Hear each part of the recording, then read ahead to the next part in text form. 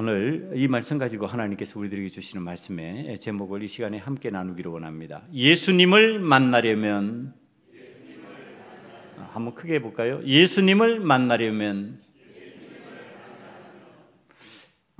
예수님을 만나려면 우리가 어떻게 해야 될까요? 어떻게 하면은 오신 예수님을 만날 수 있을까요? 예수님이 오신다고 다 만날 수 있으면 좋은데 다 만나지 못합니다. 그러니까 오늘 성경이 그 내용을 얘기해 줍니다. 예수님을 만나려면 어떻게 해야 될까? 예수님이 오신다고 다 만날 수는 있는데, 만날 자격이 주어지는데 다 만날 수 있는 것이 아니고 제한된 사람들만 만나더라. 왜 그렇게 됐을까? 그 이야기를 오늘 동방 박사를 통해서 우리들에게 가르쳐 주십니다. 예수님을 만나는데 제대로 우리가 기억해야 될 인물이 있다 그러면 단연코 헤롯 왕입니다. 헤롯 왕은요, 어떤 배경을 가지고 있는 사람이냐 하면은 이스라엘의 왕통이 다윗 왕의 계보로 계속 이어져 왔었는데 그것이 단절되어 버립니다.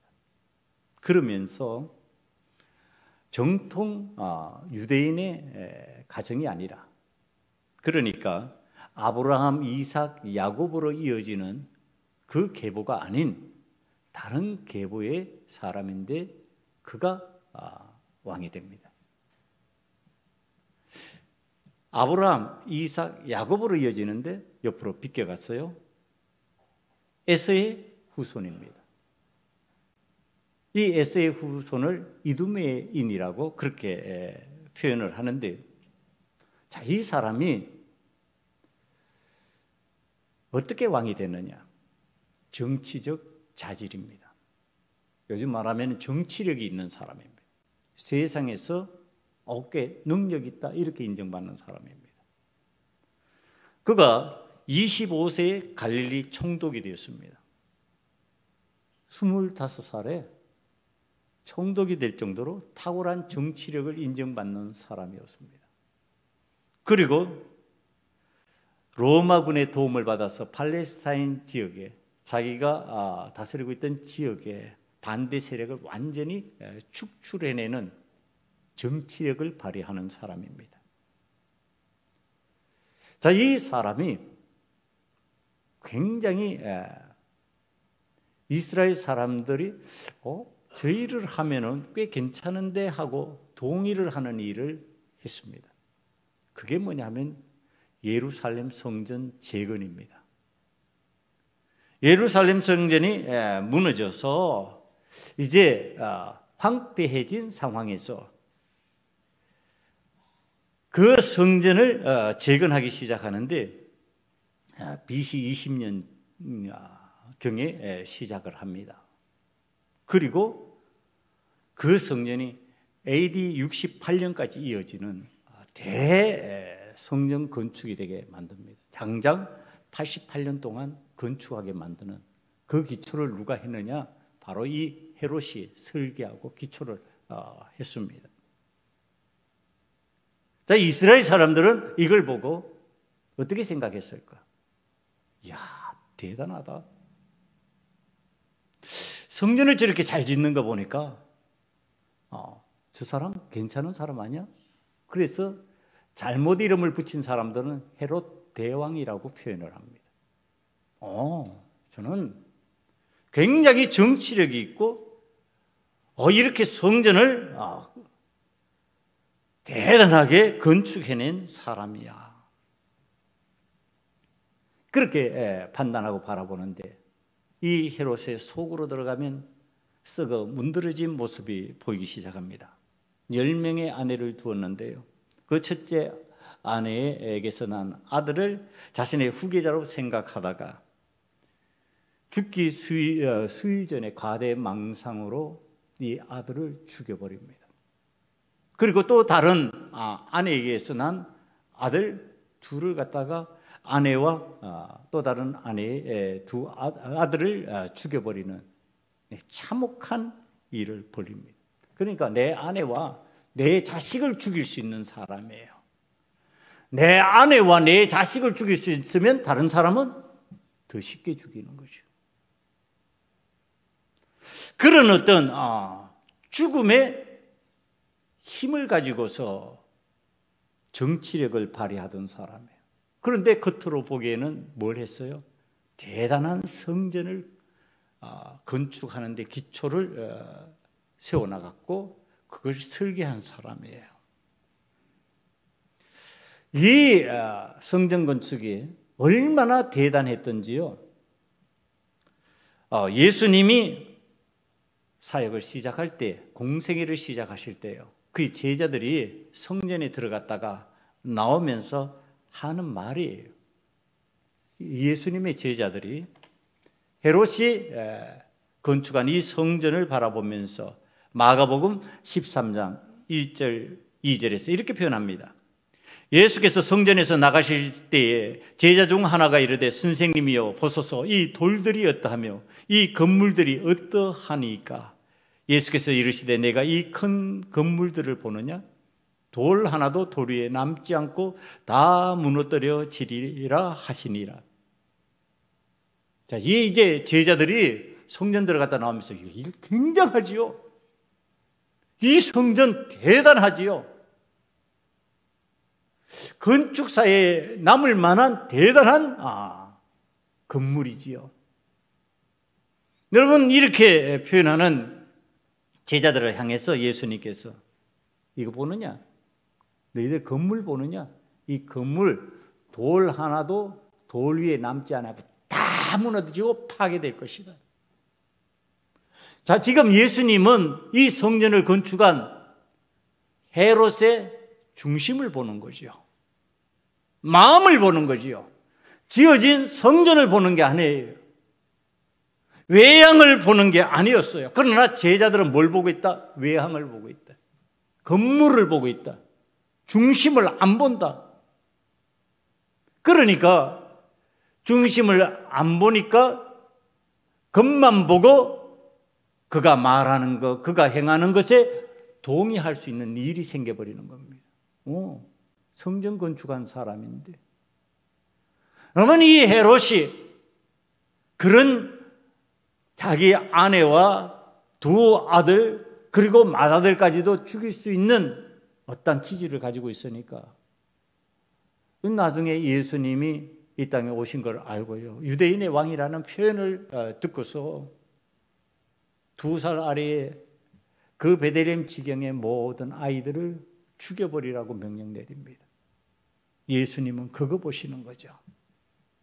성전 건축의 건물을 보시는 것이 아니라 예수님은 중심을 보고 계시는 거죠.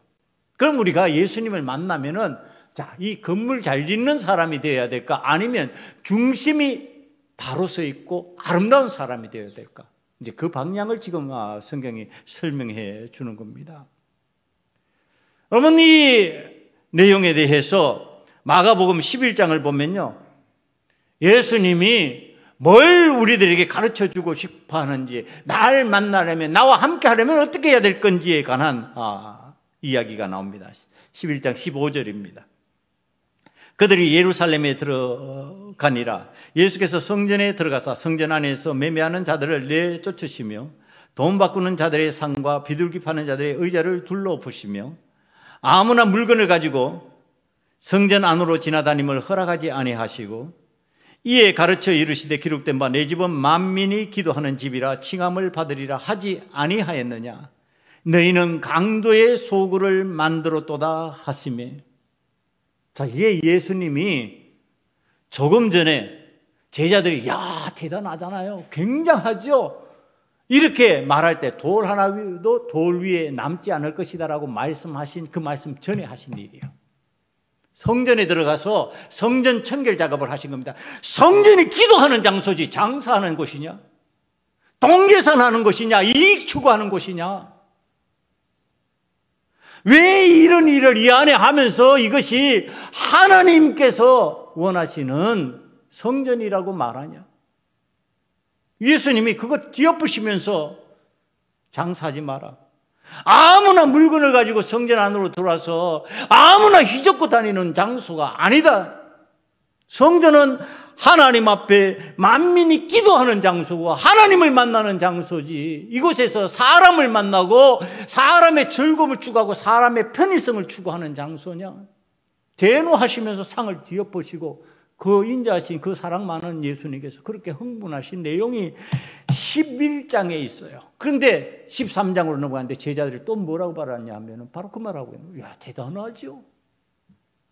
우리들이 오늘 주님의 마음속으로 들어가야 주님을 만날 수 있는데 주님의 마음과는 전혀 다른 생각, 판단, 방식을 자꾸 받아들이는 겁니다. 겉으로 드러난 화려함, 겉으로 드러난 웅장함, 겉으로 드러난 다수, 많은 사람들이 버글버글. 여러분 성전 안에서 장사하니까 얼마나 편하고 좋아요. 그러니까 거기에 사람들이 버글버글 했을 겁니다. 덕실덕실 거렸을 겁니다. 성전에 사람이 많다고 우리 주님이 할렐루야 그러셨냔 말이에요. 하나님 지금 어찌하면 좋습니까? 이 일을 하나님이 언제 성전에서 장사하라 그랬고, 하나님이 언제 성전에서 돈 바꾸라 그랬고, 하나님이 언제 성전에서 이익을 추구하라고 그랬냐?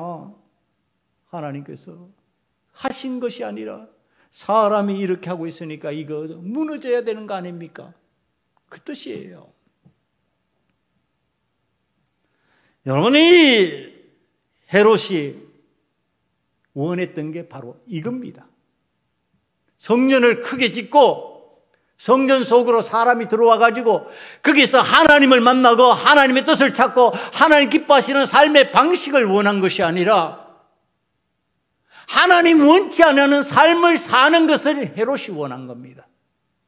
그래야 이두메 출신의 다윗의 정통 왕위를 이어받은 사람이 아닌 자기에 대해서 허물이 되지 않으니까, 그게 문제가 되지 않으니까. 하나님을 제대로 만나면, 하나님이 뜻대로 살려고 하면 하나님의 뜻대로 살지 않는 자신이 왕위를 지속할 수가 없어요. 왕위를 유지할 수가 없어요. 그러니까 지금 정신이 혼미해지는 겁니다. 혼미해지도록 만들어버리는 겁니다. 그것을 허용해주고 그것을 기뻐하는 겁니다. 하나님이 기뻐하시는 게 아니라 성전에서 일어난 이 잡다한 일을 헤롯이 기뻐하고 좋아하는 겁니다. 여러분, 이 장단에 지금 누가 춤추고 있다고요? 예수님의 제자들이 춤추고 있다고요. 그래서 웅장하게 만들어 놓은 그 성전, 그 성전에서 일어나고 있는 이 행편없는 일들, 이것을 헤롯이 기뻐하고, 이건 마귀가 기뻐하는 일 아니냔 말이에요. 성전 정신, 신앙 정신이 무너져 내려 버리고 있는 거예요. 사람이 많이 왔다 갔다 하는 것도 문제가 아니고, 거기에서 인간 편의를 추구하는 것도 문제가 아닐 수 있어요. 그런데 그것 때문에 무슨 문제가 일어나냐면 신앙 정신이 무너져 버리고 성전의 정신이 무너져 버리는 거예요. 이것이 무너져 버리면은요, 하나님이 말씀하시는 정통신앙 없어져요. 하나님이 기뻐하시는 참된 예배 없어져요. 하나님 앞에서 내가 온전한 제물이 되어서 참으로 예배자가 되어야 되겠다고 하는 정신은 사라져버리고요, 하나님 뜻 필요 없어요. 내 뜻이 필요한 거예요. 내가 원하는 것이 필요하고요, 내 만족이 필요한 거예요. 그렇게 됐을 때 거기에서 일어나는 일들이 도대체 어떤 일들이었을까 말이에요. 하나님의 계시 필요 없어요. 하나님의 말씀이 필요 없어요. 누구든지 그 자리를 찾아서 정치 잘하면 돼. 이렇게 되는 거예요. 그게 누구예요? 헤롯이요. 헤롯이 그렇게 되기를 원하는 겁니다. 여러분, 지금 이러한 상황으로 들어가는 헤롯이 앉아있는 그 왕자, 헤롯이 살고 있는 그 예루살렘 성으로 누가 찾아오고 있느냐 하면 동방박사들이 찾아오고 있습니다. 여러분, 이게 이제 신앙인들이 하나님의 계시를 받았다고 하면서 움직이다가 하는 행동들입니다. 동방박사들이요, 어떤 사람들이냐 하면은 이 사람들이 메시아에 관한 구약 예언을 알고 있었던 사람들이에요. 그러니까 유대인의 왕이라는 표현을 하는 겁니다. 유대인으로 왕으로 나신 일, 이게 구약 성경에서 나타나는 표현들이 이게 메시아에 대한 표현이거든요. 이게. 그러니까 이 사람들이 그것의 내용을 알고, 그럼 이 내용을 알 수 있는 사람들이 어딜까? 이스라엘 사람들이 포로로 잡혀갔던 바벨론에서 이스라엘 사람들이 많이 살면서 그들이 하나님의 말씀 70인경을 거기에서 만들어내고요, 거기에서 이 메시아의 사상이 있습니다. 우리를 구원하소서, 우리를 건져내소서. 그게 유대인의 왕이에요. 그 메시아라고 하는 이름은 누가 썼느냐? 그건 이스라엘 민족들이 쓰는 거예요. 이스라엘 민족들이 지금 바벨론에 가서 거기에서 포로 생활을 하면서 유대인의 왕으로 오실 메시아요, 유대인의 왕으로서 우리를 구원하소서, 우리를 건져주셔서. 그러니까 이게 유대인이 퍼져 있는 곳마다 이 메시아의 대망, 유대인의 왕이라고 하는 이름으로 그것을 기다리는 마음들이 있었는데, 그걸 이 동방박사들이 알고 있었던 거예요. 그걸 알고 있는데 하늘의 별을 보니까 이 하늘의 별이요, 굉장한 빛을 발휘하면서 지금 움직이는 거예요. 이게 천문학자들이 초신성이라고 표현하는 별입니다. 그러면 이 별은요, 그냥 보통 하늘에 떠 있는 작은 빛을 내는 게 아니라 강렬한 빛을 내면서 지금 사람들이 보면은 이게 뭔가 다르구나 하고 알 수 있을 정도의 그러한 별이에요. 지금 이 별을 바라보고 별이 인도하는 대로 따라오는 겁니다. 이 별을 보는데 별이 움직이는 거예요. 그러니까 그 별을 따라 움직이는 거죠. 그 별을 따라서 움직였는데, 자, 예루살렘 근방까지 왔습니다. 왜 예루살렘 근방까지 왔냐면요, 베들레헴이 예루살렘에서 몇 킬로 떨어져 있지 않습니다. 가까운 지경에 있습니다. 그러니까 이 동방박사들이 이 예루살렘을 향해서 오는 게 아니라 베들레헴을 향해서 오는데, 베들레헴하고 예루살렘하고 얼마 떨어져 있지 않으니까 이 사람들이 별을 보고 오다가 됐다 이렇게 생각한 겁니다. 됐다, 유대인의 왕으로 나신 이니까 궁으로 찾아가면 되지, 이렇게 된 겁니다. 궁으로 찾아가면 누구 있다고요? 헤롯이 있다고요. 자, 여기에서 우리들이 하나님 앞에서 깊이 생각하고 깨달아야 되겠어요. 신앙생활을 하면은 끝까지 따라가야 되는데 중간에 내 생각으로 바뀌어버리는 겁니다. 내 지식, 내 판단, 내 경험으로 싹 바뀌는 거예요. 경험상 유대인의 왕이니까 궁이지. 그럼 궁으로 가면 되지.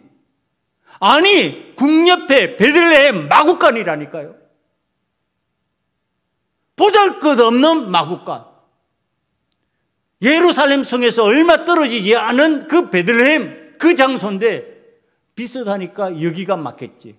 뭐가 발동하는 거예요? 하나님의 계시가 발동하는 게 아니라 하나님의 뜻이 발동하는 게 아니라 내 뜻이 발동하는 거예요.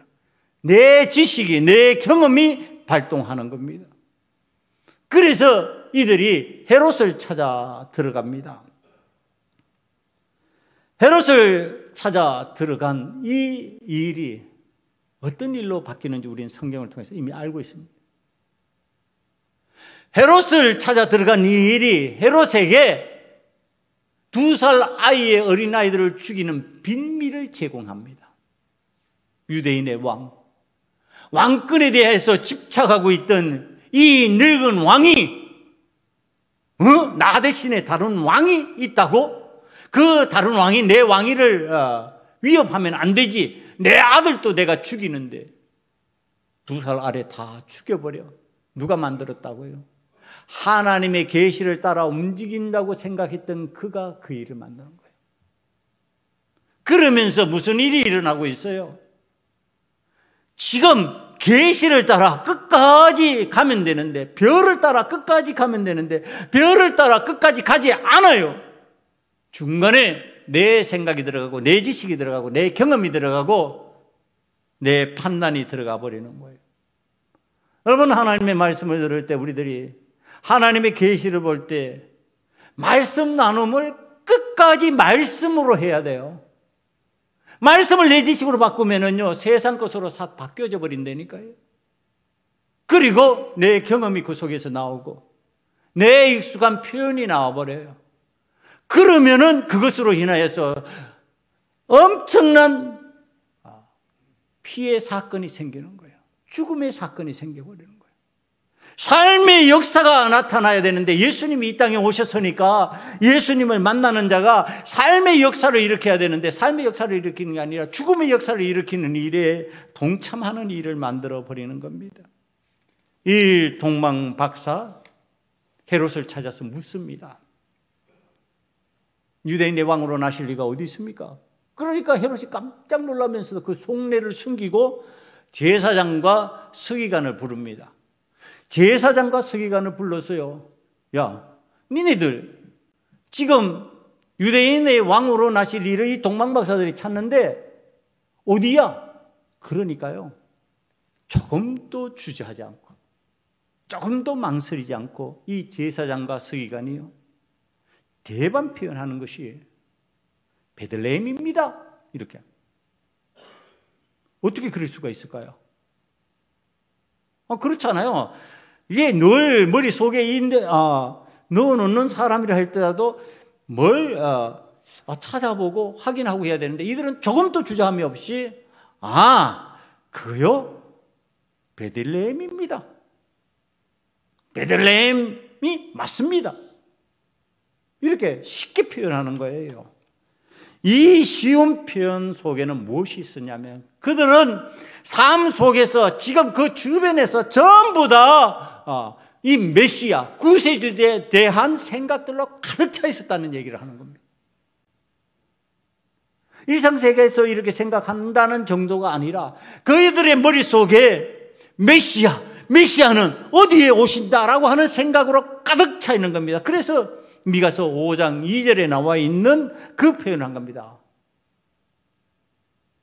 베들레헴, 너는 작은 곳이 아니다. 보잘것없는 것이다. 내게서 한 왕이 날 것이다. 이거 내놓는 겁니다. 이거 표현하는 겁니다. 여러분, 너무너무 잘 알고 있었던 이 제사장, 이 서기관, 예수님 만났나요? 너무 기대해서 생각하고 또 생각하고 있던 이 사람들이 지금 헤롯이 그것을 들었음에도 못 만났고 이 제사장과 서기관도 못 만났어요. 왜 못 만났을까요? 지금 예수님을 만나는 사람들은 동방박사예요. 왜 별을 따라 계시를 따라 움직였어요? 지금 내가 실수하고 내가 미련한 짓을 해서 왕궁으로 찾아 들어갔지만은 그러나 그 정신 그 마음이 안 사라진 사람들이요. 이 사람은 동방박사들은 예수님을 만나겠다고 하는 것, 유대인의 왕으로 오신 이를 만나겠다고 하는 그 정신이 사라지지 않은 사람이에요. 그러나 헤롯은 그런 생각 없어요. 이 제사장과 서기관들은 알고 있었지만 그런 간절함이 없어요.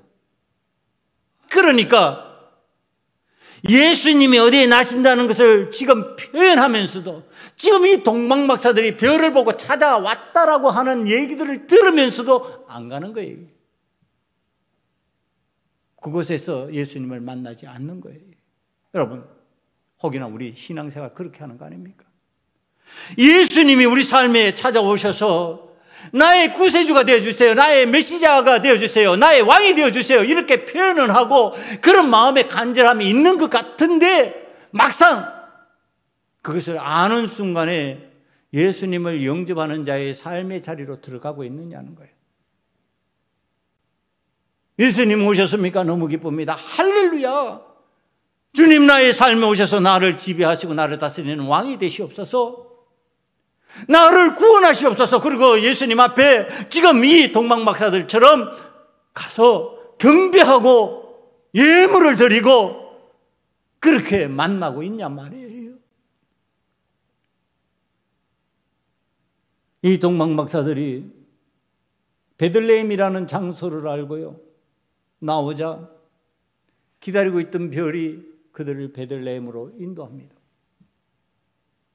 여러분, 참 답답한 장면이에요. 이 장면이. 별이 기다리고 있어요. 그러니까 이 동방박사들이요, 이 별을 보고 너무너무 기뻐합니다. 기쁨의 별이에요. 나를 인도했던 그 별이요, 또다시 인도하니까. 여러분, 우리는 신앙생활을 하면서 나를 인도하는 별이 계속 움직이면서 나를 인도하고 있는데, 내 생각, 내 판단, 내 경험대로 하다가 놓쳐버리는 거죠. 하나님의 계시를 놓쳐버리고 하나님의 말씀을 놓쳐버리는 거죠. 못 따라 움직이고 있었다는 얘기를 하는 겁니다. 따라 움직이지 않을 마음은 아니었어요. 그런데 실수하는 거죠. 신앙적인 실수예요, 이게.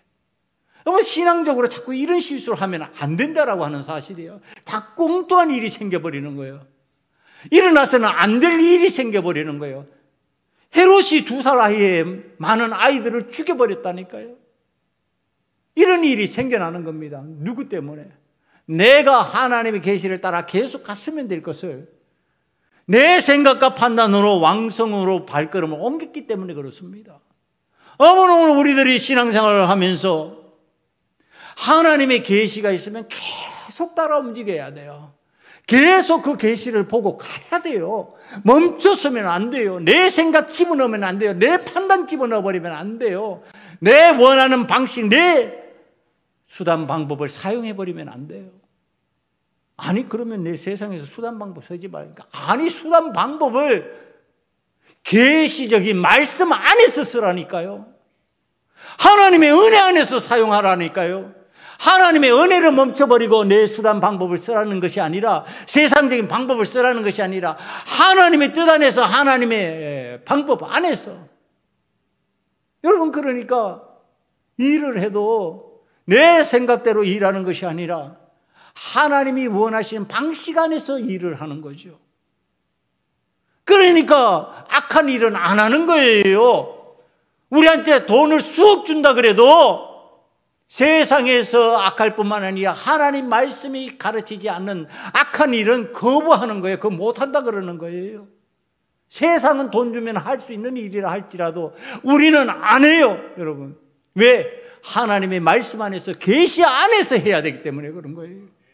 염려, 근심, 걱정하지 말라는 뜻 아니에요. 어떻게 해야 된다고요? 주 안에서 하라는 뜻이에요. 예? 어떻게 사람이 걱정이 없어? 근심이 없어? 무슨 완벽한 사람이라고? 있어요. 저도 있고 여러분들도 있어요. 여러분들도 근심 있고 저도 근심 있어요. 그런데 어떻게 해야 된다고요? 주 안에서, 말씀 안에서, 계시 안에서 여러분 근심해야 되는 거죠. 그 밖에서 해버리니까 문제가 되는 거예요. 멈췄으면 안 돼요. 하나님의 계시가 보여지면, 하나님의 뜻이 알려지면요, 내 생각 때문에 그 일을 멈춰버리면 안 된다니까. 가야 된다니까요. 계속 가는데 동방박사들이 하늘의 별을 보고 기뻐하면서 베들레헴으로 향합니다. 여러분, 베들레헴에 향했더니 유대인들의 왕으로 나시는데 전혀 내 생각하고 다른 방식으로 그 아기 예수가 거기 계셔요. 왕성해서 대단한 요람에 누워가지고 호위병들의 호위 속에서, 궁녀들의 보살핌 속에서 있는 것이 아니라 베들레헴 마구간 말구유에 누워있는 보잘것없는 예수의 모습이에요. 그러나 이 동방박사들은요, 그 현실, 그 모습을 보고서 실망하지 않아요. 좌절하지 않아요. 낙심하지 않아요.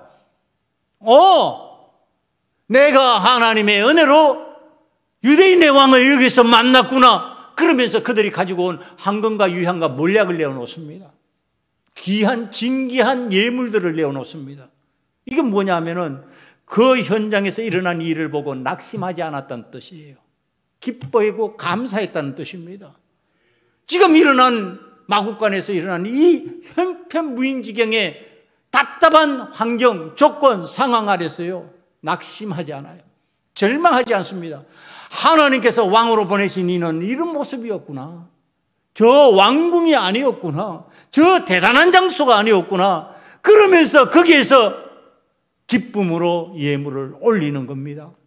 사랑하는 성도 여러분, 오늘 우리들이 예수님을 만나려면요, 세상의 조건, 세상의 환경, 세상의 시각으로 보는 것부터 버려야 돼요. 세상이 대단하다고 말하는 것에 현혹되면 안 돼요. 그것 때문에 하나님의 뜻이 가려지고 하나님의 계시가 가려져서 도리어 피비린내나는 사건들이 되어버린다면 그건 정말 우리가 실수하는 거예요. 우리가 가는 곳에 우리 주님 계신다면 그 주님은 우리의 기대치와 전혀 다른 방식으로 우리를 만나는 분이신 줄 우리는 알아야 돼요. 예? 그러니까 한번 보세요. 왜 마구간이겠냐고요? 왜 말구유겠냐고요? 오늘 서두에서 얘기했지만 누구나 만날 수 있도록 하려면 그 방법밖에 없어요. 그렇잖아요. 누구나 와서 경배하려면 마구간이어야 돼요. 말구여야 돼요. 아니 어느 정도 갖추어진 집이라도 안 된다니까요. 누구는 되고 안 되고예요. 그런데 마구간이잖아요. 이거 완전 개방된 장소예요. 열린 장소예요. 이거는 거지 중에 상거지도 찾아와서 엎드릴 수 있는 장소예요. 누구든지 올 수 있는 장소. 누구든지 찾아와도 괜찮은 장소예요. 여러분, 오늘 우리들이 주님을 만나면은 그런 곳에서 주님을 만나야 되는 거 아니냐 말이에요. 예? 무슨 대단한 곳에서 자꾸 만나려고 그러고 굉장히 사람들이 환호하고 열광하는 곳에서 만나려고 하니까 헤롯 같은 사람을 자꾸 만나는 거죠.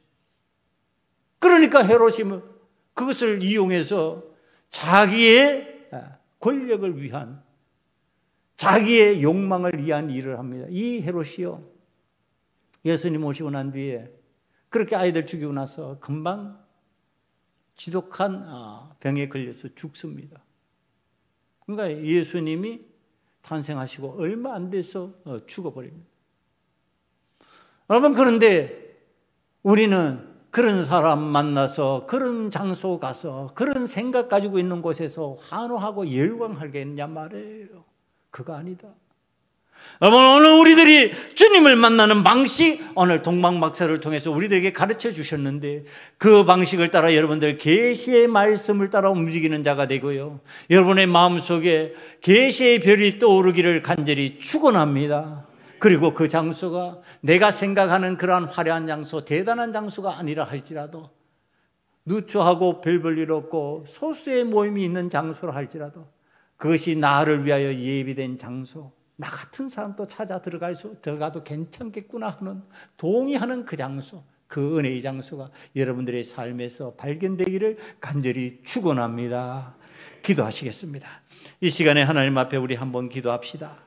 왕궁을 찾고 성공을 찾고 경험대로 세상의 요구 방식대로 따라가지 않게 하시고 하나님께서 알려주시는 계시의 말씀과 하늘의 별을 따르는 우리가 되게 만들어 주시옵소서. 그래서 예수님을 내가 만나고 예수님의 삶의 기쁨에 동참하는 자가 되게 해달라고 이 시간에 다 함께 기도드리겠습니다.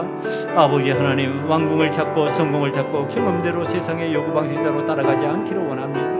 하나님께서 알려주시는 계시의 말씀, 하늘의 별을 따르는 우리가 되게 하시옵시고, 아버지 하나님, 그곳이 내가 생각하는 화려한 곳이 아니고 대단한 곳이 아니라 할지라도 하나님께서 우리의 은혜를 우리에게 은혜 베푸시기 위하여 예비하신 장소라면 기꺼이 예배하며 찬양하고 이 하나님 앞에 경배하는 저희들 되게 만들어 주시옵소서. 아버지 하나님, 하나님의 사람들은 우리의 구세주로 오신 메시아 예수 그리스도를 내가 생각하는 장소에서 만나지 않고 하나님께서 가르쳐 주신 장소에서 만나기를 소원합니다. 그것이 아버지 하나님의 대단한 장소가 아니고, 그것이 화려한 장소가 아니고, 그것이 세상의 사람들이 열광하는 장소가 아니라 할지라도 아버지 하나님께서 은혜로 허락하신 장소라면 그곳에서 우리 주님 만나고 주님과 함께하는 삶을 살 수 있는 저희들 되게 만들어 주시옵소서. 예수님 이름으로 감사하며 기도드리옵나이다. 아멘.